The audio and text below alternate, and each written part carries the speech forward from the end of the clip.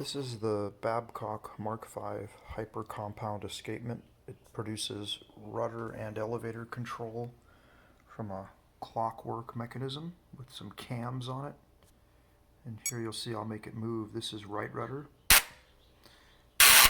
neutral, left rudder, neutral, up elevator, down elevator.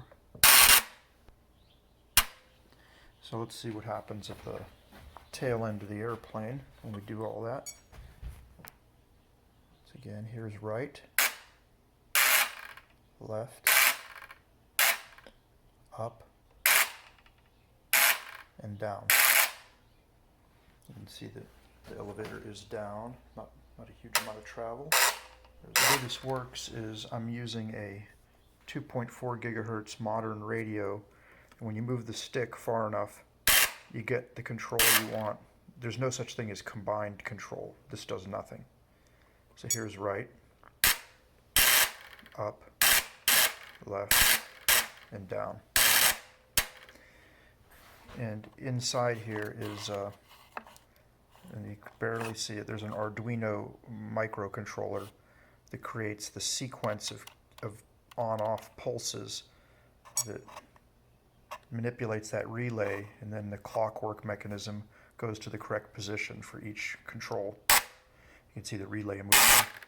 So that's left rudder is 3 pulses, up elevator is 2, and down is 4. Now these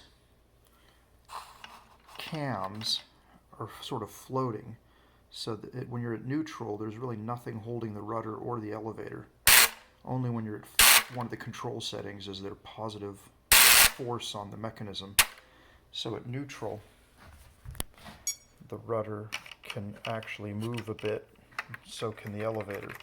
So the hinges themselves have to be springy to keep the control centered. And you need a separate trim tab to adjust the airplane. To wind the escapement, it's powered by a rubber band, so this is the system I use for winding it.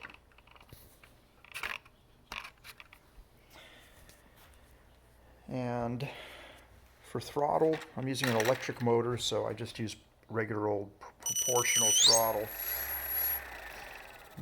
So that's using a conventional RC channel. And the airplane is a 25-inch wingspan version of the Top Flight Roaring 20 model. So I just built it from plans and scaled it up. And this is what it looks like. Hasn't been painted fully yet.